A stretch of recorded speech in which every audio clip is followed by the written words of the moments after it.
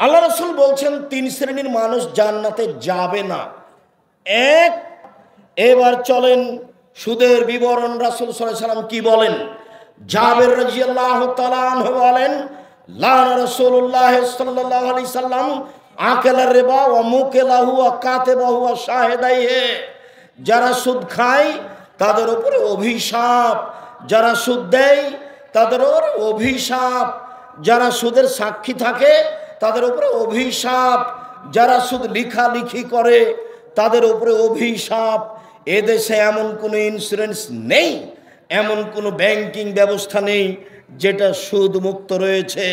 সুদ লিখে যারা, সুদের সাক্ষী থাকে যারা, সুদ নেয় যারা, সুদ দেয় যারা, তাদের উপরে অভিশাপ, তাদের উপরে অভিশাপ, তাদের উপরে অভিশাপ। এই কথা মুহাম্মদ সাল্লাল্লাহু আলাইহি সাল্লাম বলেন। সম্মানিত দিনী ভাই বোন, এই ছেলে পরিবেশটা যেন নষ্ট না করে, ওসব ছেলে তো বুঝতে পারবে না, আপনারা একটু খেয়াল করিয়েন। সম্মানিত দিনী ভাই বোন, একটু আপনারা খেয়াল করিয়েন ওই বাচ্চা ছেলে যেন পরিবেশ নষ্ট না করে। কেউ উঠে দাঁড়ালে তাকে বসানোর চেষ্টা করবেন। আমরা খুব তাড়াতাড়ি আলোচনা শেষ করব ইনশাআল্লাহ। সম্মানিত দিনী ভাই বোন, রাসূল সাল্লাল্লাহু আলাইহি সাল্লাম বললেন, কেউ যদি জেনে শুনে 1 টাকা সুদ খায়, মা একুলু দিরহাম রিবাহ ইয়ালাম আসাদ্দু মিন সিতাতি ওয়া সালাসিনা জিনিয়া।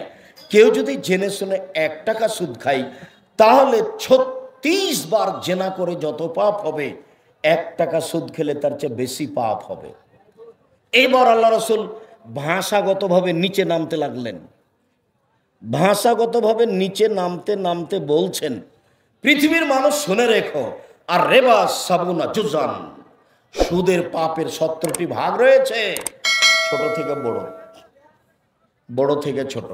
সুদের পাপের 17টি ভাগ রয়েছে, ছোট থেকে বড়, বড় থেকে ছোট। সবচেয়ে ছোট ভাগ হলো মার সাথে জেনা করলে যেমন পাপ হয়।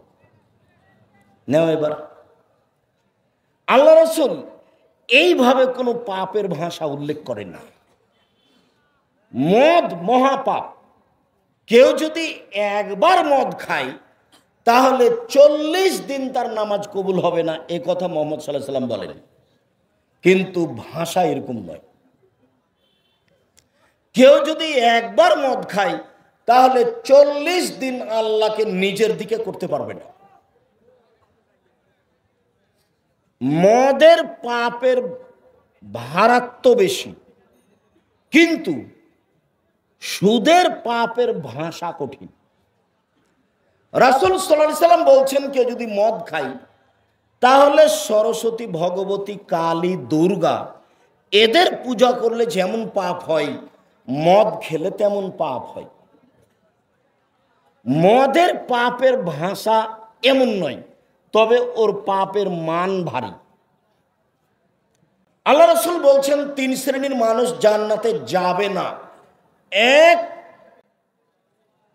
আর রাজলাতু মিনান নিসায়ে, পুরুষের বেশধারী নারী, যারা পুরুষের জুতা স্যান্ডেল পরে, যারা পুরুষের শার্ট প্যান্ট পরে, যারা পুরুষের পোশাক পরে, যারা পুরুষের গেঞ্জি গায়ে দিয়ে চলে, পুরুষের পোশাক পরে চলে যেসব নারী, ওরা জান্নাতে যাবে না। 2, ও দায়ুস এলিকুরিপাল খাবাসা, যেই বাপ, যেই স্বামী পরিবারে বেহায়াইর সুযোগ দিয়েছে, যার মেয়ে নগ্ন পোশাকে স্কুল কলেজে যায়, যার স্ত্রী নগ্ন পোশাকে হাটে বাজারে যায়, এরা জাহান্নামে যাবে।